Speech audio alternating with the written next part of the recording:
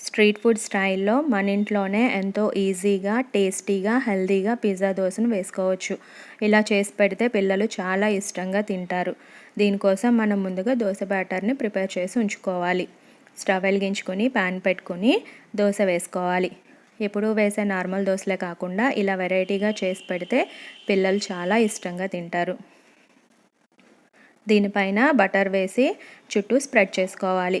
Butter లేకపోతే నెయ్యి కానీ నూనె కానీ వేసుకోవచ్చు. తర్వాత పిజ్జా సాస్ మార్కెట్లో దొరుకుతుంది. ఇది కొంచెం వేసుకొని చుట్టూ స్ప్రెడ్ చేసుకోవాలి.